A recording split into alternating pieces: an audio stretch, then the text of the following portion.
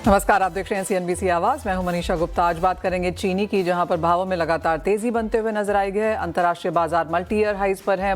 भारतीय बाजार में हमने 55 से 58 रुपए प्रति किलो तक के लेवल्स यहां पर जाते हुए देखे हैं। आगे जाकर किस तरह की स्थिति रह सकती है, इस पर करेंगे चर्चा। साथ ही बात करेंगे सोने चांदी की, जहां पर त्योहारों में अच्छी खासी खरीदारी देखने को मिली है। आगे किस तरह के लेवल्स बन सकते हैं, इस पर भी होगी बात। हमारे साथ इन सब पर बात करने के लिए national federation of cooperative sugar factories के एमडी प्रकाश नायक नवरे हैं, Dubai gold and jewellery group के vice chairman Chandu Siroya and Kotak security से एवीपी कायनात चेनवाला भी हैं। शुरुआत हम यहां पर चीनी के साथ कर लेते हैं, क्योंकि प्राइसेस नियर रिकॉर्ड हाइज भारतीय बाजारों में बनते हुए नजर आए हैं। प्रकाश जी नमस्कार, शुक्रिया साथ जुड़ने के लिए। सबसे पहले तो प्राइसेस पर ही चर्चा, क्योंकि सरकार काफ़ी कोशिशें कर चुकी है कि भाव नियंत्रण में रहें। स्टॉक लिमिट हमने लगता हुआ देखा है, सरकार की तरफ से रिटॉरिक भी है, फिजिकल वेरिफिकेशन है, मिल्स को चेतावनी भी दे दी गई है। उसके बावजूद हर दिन प्राइसेस कुछ कुछ बढ़ते जा रहे हैं। कैसे देखते हैं आप ये मूवमेंट? ये जो मोमेंट है ये टेम्परेरी है, ये परमानेंट रहने वाली चीज नहीं है। तो बहुत बहुत ज्यादा इसमें चिंता करने की जरूरत नहीं, क्योंकि गवर्नमेंट अपनी तरफ से बहुत कोशिश कर रही है। लगातार एक के पीछे एक डिसीजन लेते जा रहे हैं, और मुझे लगता है कि ये कूल डाउन हो जाएगी आने वाले दिनों में। ऑलराइट, आप कह रहे हैं कि प्राइस राइज यहाँ पर टेम्पररी है। आगे जाकर जिस तरह की स्थिति फिलहाल बनती हुई नजर आ रही है, कहीं ना कहीं इंडस्ट्री को मालूम है कि इस बार का जो 1 नवंबर को शुगर स्टॉक भारत में होगा वो डेकेड्स लो पर होगा शायद। क्या वो एक चिंता है? नहीं, वो तो जरूर है, क्योंकि जैसे आप जानते हो मनीषा जी कि देयर वाज अ टाइम कि 60 लाख टन का क्लोजिंग स्टॉक, ओपनिंग स्टॉक रहता था इंडिया में। वो पिछले 2 साल से 50 लाख टन में भी कंफर्टेबल रहा है। 50 लाख टन के साथ हमने ओपनिंग स्टॉक एक्सेप्ट कर लिया है। मुझे लगता है कि इस साल का जो expected closing stock, opening stock रहने वाला है, वो हिस्टोरिकली सबसे लो होगा, ये जरूर है। लेकिन उसके ऊपर काफी कुछ सॉल्यूशंस डिस्कशन में है। जैसे अभी चीनी मिलें अगर जल्दी शुरू हो जाती है, अक्टूबर में कुछ चीनियां आ जाती है, तो मेरे ख्याल से ये जो हमारा क्लोजिंग स्टॉक, ओपनिंग स्टॉक है, वो बहुत ज्यादा असर नहीं करेगा। जो एज ऑफ नाउ बातचीत है कि शायद हम शुगर इंपोर्ट होता हुआ देखें सरकार की तरफ से टेम्पररीली अगले आने वाले 1 महीने के लिए, आपको लगता है वो प्रीमेच्योर है एज अ कॉन्वर्सेशन? मैं प्रीमेच्योर नहीं कहूंगा। अभी देखिए, बहुत सारे सॉल्यूशन स्टेज लिए गवर्नमेंट ने। जैसे स्टॉक लिमिट जो लिया है उसको शायद और कम कर सकते हैं, उसके बारे में चर्चा शुरू है। फिर कोटा की मॉनिटरिंग और बेहतर कर सकते हैं। एंड देन फिजिकल वेरिफिकेशन जो 1 अगस्त से 14 अगस्त तक था, वो शायद आगे भी चल सकता है, नवंबर तक। तो फिजिकल वेरिफिकेशन के जरिए मेरे ख्याल से असली नंबर्स बाहर आएंगे, उसमें कोई फर्क नहीं रहेगा। और लास्ट में खैर ये जो रिपोर्ट की बात चल रही है, वो भी एक सॉल्यूशन है उनके हाथ में, लेकिन अभी डिस्कशन स्टेज में है। अगला सवाल मेरा एथेनॉल की तरफ है, क्योंकि चीनी का जो कंट्रीब्यूशन है वो इन एनी केस कम होता हुआ नजर आया है। इंडिया में एथेनॉल अब मेज और राइस के द्वारा ज़्यादा बनने लगा है। जिस तरह की स्थिति में हम फिलहाल हैं, और जैसे आपने कहा कि हिस्टोरिकली लो स्टॉक्स हम बनता हुआ देखेंगे नए सीजन की शुरुआत के समय पे, ये मान के चला जाए कि शायद ही कुछ डाइवर्जेंस इस बार केन की तरफ से एथेनॉल में जाता हुआ नजर आए। बहुत बड़ा अचरज नहीं होगा उसमें, क्योंकि जितनी चीनी बच सकती है उतनी बचाने की कोशिश में गवर्नमेंट है। तो बट इसका मतलब ये नहीं कि चीनी उद्योग से बिल्कुल ही इथेनॉल नहीं लेंगे। ये तो बैलेंस रहेगा ग्रेन और शुगर इंडस्ट्री के बीच में। अब कितना हिस्सा हमारे से लेंगे, कितना उनसे लेंगे, अभी टाइम विल डिसाइड, क्योंकि 1 नवंबर अभी दूर है। इथेनॉल का साल, नया साल शुरू होता है 1 नवंबर से।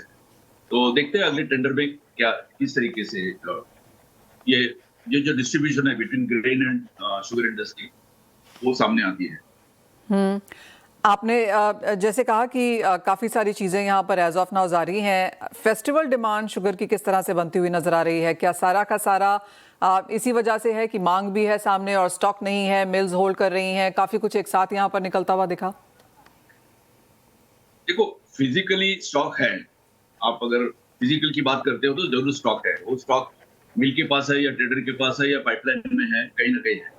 तो ये जो गवर्नमेंट की कोशिश चल रही है, उसके मद्देनजर रखते हुए जैसे स्टॉक बाजार में आते जाएगा, ये रेट पुलिंग हो जाएगी। एक तरफ ये है, दूसरी तरफ फेस्टिवल, तो हम लोग ऑलरेडी फेस्टिवल सीजन में आ चुके हैं। आने वाले पीरियड में अभी गणपति उत्सव है, महाराष्ट्र में बहुत बड़े पैमाने पे चीनी लगेगी। उसके बाद दशहरा है, फिर दिवाली है, फिर पूजा है। तो this is not something which is happening only this year. हर साल आप अगस्त से लेकर नवंबर तक ये फेस्टिवल सीजन में चीनी के दाम अच्छे रहते हैं। तो this is not very surprising. क्या मौसम एक कंसर्न है, क्योंकि एल निनो है और उसका इम्पैक्ट सिर्फ हम नहीं देख रहे, थाईलैंड भी देख रहा है, यूरोप में कुछ चीनी की कमी है, ब्राजील ज़्यादा एथेनॉल की तरफ जा रहा है, कम शुगर की तरफ जा रहा है। क्या आप कहेंगे ये ग्लोबल सिनेरियो है फिलहाल? इस एल निनो की जरूर हमें फिक्र है, क्योंकि एल निनो ने बहुत ज्यादा बारिश जून जुलाई में लाई, लेकिन अगस्त के बाद 15 अगस्त के अभी जो 3rd वीक अगस्त से लेके दिसंबर तक शायद सुपर एल निनो का असर दिखने जा रहा है। और उसकी मद्देनजर रखते हुए मेरे ख्याल से 2 तरीके से नुकसान हो सकता है। एक तो स्टैंडिंग केन खैर निकल गया अभी, लेकिन जो अगले साल 27-28 में जो केन गन्ना आने वाला है उसकी लागत अभी होती है, तो उस पर असर आ सकता है। खैर वेदर इट्स ऑल अनसर्टन। अभी सुपर एल इफेक्ट किस हद तक आएगा, लेकिन जरूर कुछ ना कुछ असर जरूर चीनी पे और गन्ने के ऊपर आ सकता है। प्रकाश जी, एक फाइनल क्वेश्चन देन, और जिस तरह से हमने ब्राज़ील को हमेशा करता हुआ देखा है कि काफ़ी फ्लेक्सिबल रहती हैं वहाँ पर मिलें, कि शुगर में ज़्यादा पैसा है, डिमांड है तो वहाँ जाए, एथेनॉल में ज़्यादा पैसा है, जिस तरह से क्रूड प्राइसेस आई हैं तो वहाँ जाते हैं, जिस तरह का अभी सिनेरियो है इंडियन मार्केट्स के लिहाज से, जिस तरह से चीनी के प्राइसेस बढ़े हैं, एथेनॉल में प्राइस रिविजन नहीं हुआ है, आप कहेंगे ज़्यादा मिलें यहाँ पर शुगर की तरफ ही, यहाँ पर प्रॉफिटेबिलिटी देखेंगी?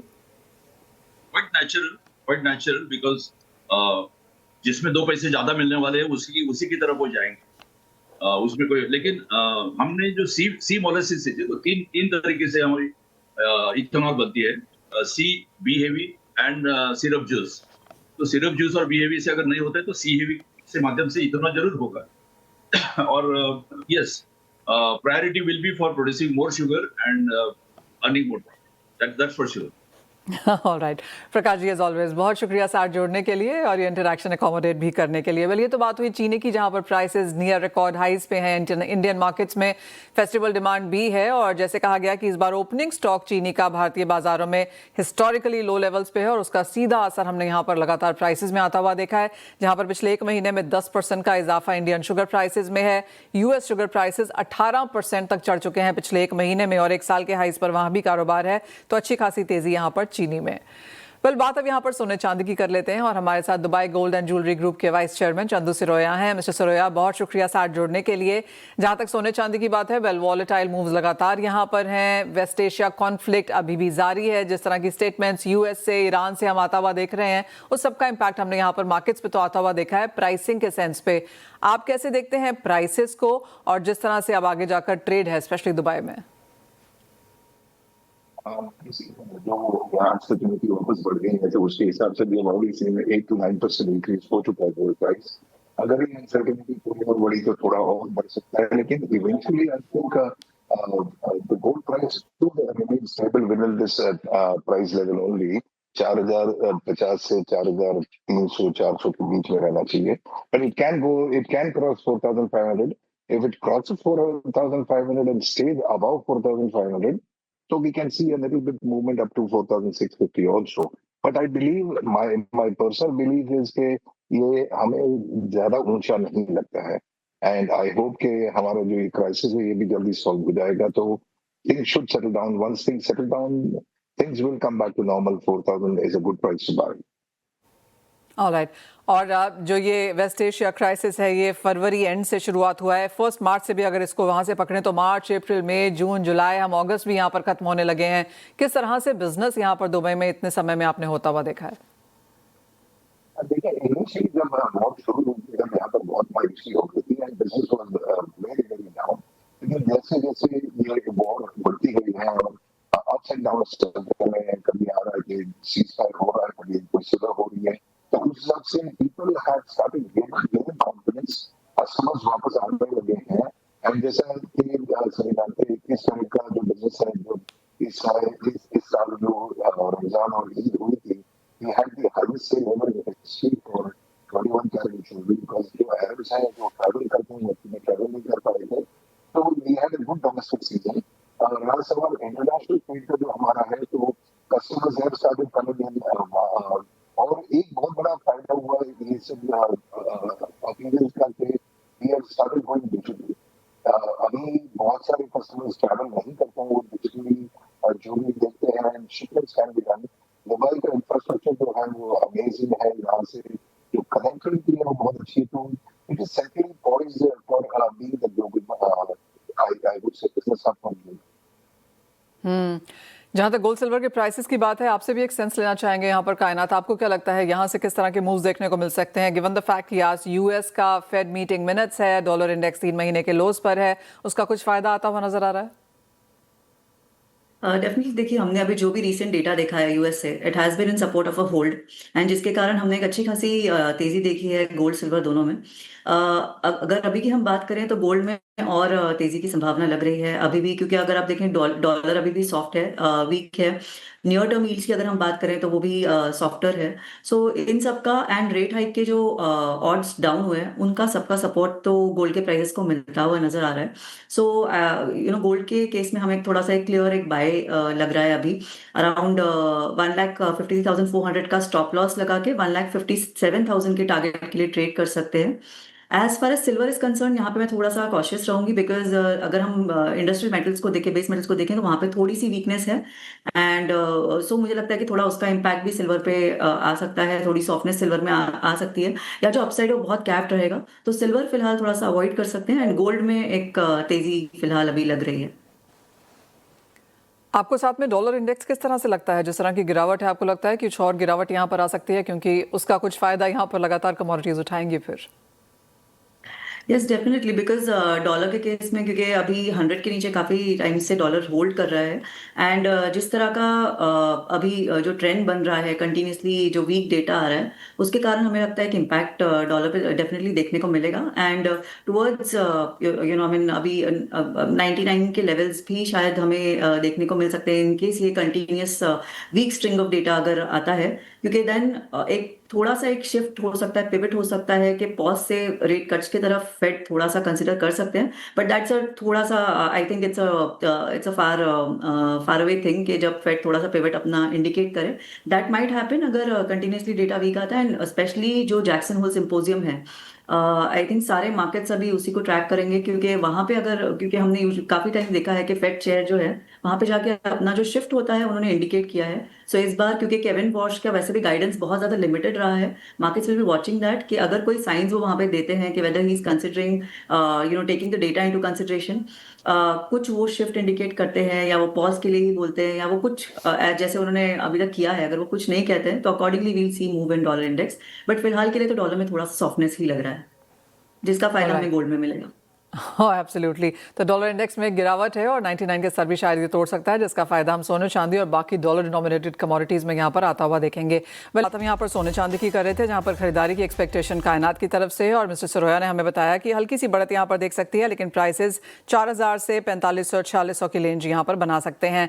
ट्रेड के ऊपर हमने मिस्टर सरोया यहाँ पर बात करी, लेकिन जहाँ तक इंडिया और दुबई के ट्रेड की बात है, वो अब यहाँ पर कैसा होता हुआ नजर आ रहा है, एंड अहेड ऑफ फेस्टिवल्स किस तरह की बाइंग आप देखते हैं?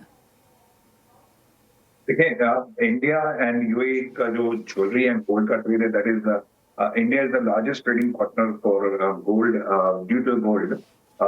ऑलमोस्ट हमारे यहाँ पर I would say 70 to 80 billion dollars का ट्रेड है, which is mainly because of the gold, and CEPA के आने से ये बहुत बढ़िया हुआ था, because UAE became the gateway of India for Indian jewellery to the other markets like GCC and Africa.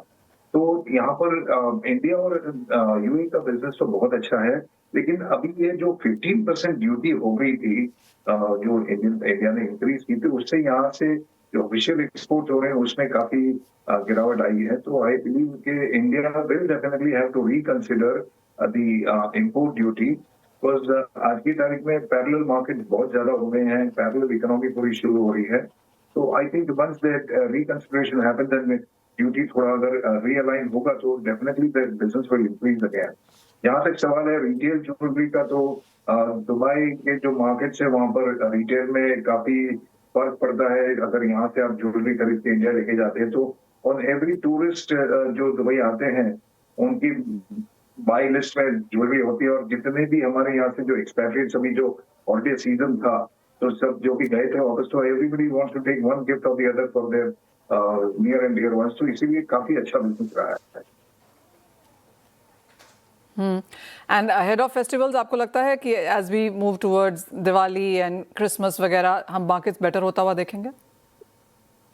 Definitely अभी आईडिया कंक्लूड हुआ, और वहां पर जब हमने विजिट किया तो we saw a totally different picture. पहले ऐसे लग रहा था कि jewellery markets are very gloomy, लेकिन जो हमने हलचल IIGF में देखी, it was very very heartening, and इतना ज्यादा जो लोगों का वहां पर, I think all buyers were there, actual buyers were there, because last 3-4 महीनों से उन्होंने अपने शॉप्स के लिए बाइंग नहीं की थी, इंटरनेशनल बायर्स भी आए हुए थे वहां पर। So I see a very, very big positive change happening in India as far as the jewelry field is concerned. And हमारा जो आपस का बिजनेस है वो तो डेफिनेटली इंक्रीज होगा, बिकॉज अभी यहाँ पर गर्मी का सीजन है, थोड़ा जैसे हम अच्छे मौसम में जाएंगे तो यहाँ पर टूरिस्ट भी आ जाएंगे, यहाँ पर जो ज्वेलर्स, जो वर्ल्ड वाइड ज्वेलर्स आते हैं वो भी आएंगे यहाँ पर। अभी फिलहाल इतना ज्यादा मूवमेंट नहीं है, बिकॉज यहाँ पर जो फ्लाइट्स है वो भी लिमिटेड है, लेकिन ऑनलाइन बिजनेस अच्छा हो रहा है। So I believe as the festival season comes and as better times come, I think we will have a fantastic year this year. Point taken mister Siroya, as always बहुत शुक्रिया साथ जोड़ने के लिए। तो नंबर्स बेहतर होते हुए नजर आ रहे हैं। ऑफ कोर्स जो ड्यूटी है वो इंडिया को यहाँ पर कंसिडर करनी होगी, that would make things easier, लेकिन आगे जाकर खरीदारी की अच्छी यहाँ पर एक्सपेक्टेशंस हैं। वेल, ये तो बात हुई खरीदारी की और बाइंग की, सोने चांदी की, लेकिन बेस मेटल्स पे एक नज़र डाल लेते हैं। कायनात, जिस तरह से हल्की सी बढ़त यहाँ पर और कंसोलिडेशन बेसिकली देखने को मिल रहा है, किस तरह की डायरेक्शन आप यहाँ बनता हुआ देखेंगी?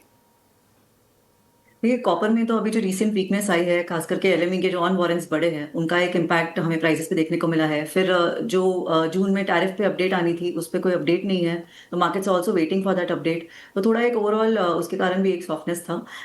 सो आई डू बिलीव कि थोड़ा और सॉफ्टनेस इसमें अभी है। सो अराउंड ये बाय ऑन डिप्स की इसमें सिचुएशन बन रही है, because overall structurally it looks positive. It is that जो ये इन्वेंट्रीज एंड ओवरऑल थोड़ा सा मैक्रो की वजह से थोड़ा सा इम्पैक्ट आया है, but because of softer dollar I think around 1350 के लेवल्स के आसपास कॉपर में हम बाइंग कर सकते हैं with a stop loss of 1330 and a target of 1390। तो ओवरऑल एक लग रहा है कि तेजी आएगी, बट एक थोड़ा डिप के बाद।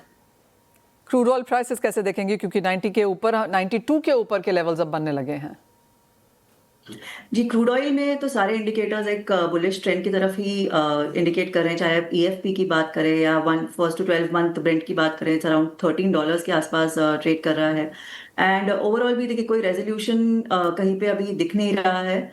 सो देखा जाए तो अभी फिलहाल क्रूड में तो एक तेजी की ही संभावना लग रही है कि और यहाँ से हमें एक तेजी देखने को मिल सकती है। और MCX अगर ट्रेड करना है, सो अराउंड 8090 के लेवल्स के आसपास SL लगा के ट्रेड कर सकते हैं with a target of 8500। And overall trend फिलहाल क्रूड में बुलिश ही लग रहा है। Point taken. कायनात, एज ऑलवेज बहुत शुक्रिया साथ जोड़ने के लिए। तो हल्की सी तेजी यहाँ पर कमोडिटीज़ में लगातार बरकरार रह सकती है, ये राय है फिलहाल कायनात चेनवाला की तरफ से आती हुई। वेल, इसी के साथ फिलहाल इस कार्यक्रम में इतना ही समय है। हम रुकेंगे एक ब्रेक के लिए, लौटेंगे तो लेकर आएंगे आवाज़ समाचार।